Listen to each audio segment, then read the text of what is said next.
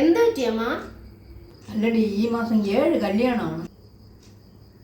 എല്ലാ അടുത്ത ബന്ധുക്കളുടെ കല്യാണമാണ്. പോകാതിരുന്ന എങ്ങനെയാണ്? അതിനെന്താ, നമുക്ക് പോവാം. പോണം, പക്ഷെ എന്തെങ്കിലും കൊടുക്കണ്ടേ? അതെ, കൊടുക്കണം. അതിന് പൈസ വേണ്ടേ? ഓ, ശരിയാണല്ലോ. മിനിമം ഒരു 300 രൂപയെങ്കിലും കൊടുത്തില്ലെങ്കിൽ നാണക്കേട്. അതെ, അല്ലെങ്കിൽ അത് മോശമാണ്.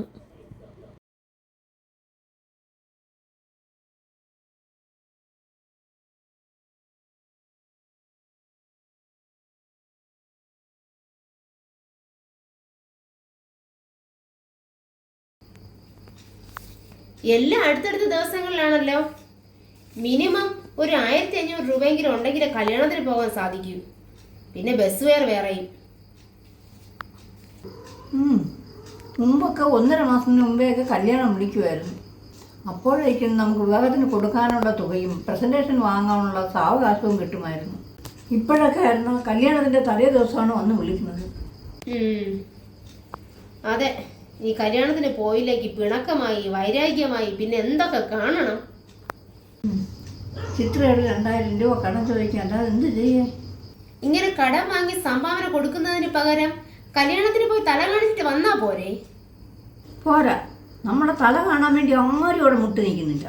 അവർക്ക് വേണ്ടത് നമ്മുടെ കയ്യിലെ സംഭാവനയാണ്. ഇവർക്ക് സംഭാവന വേണ്ടെന്ന് വെച്ചാ പോരെ? മതിയായിരുന്നു.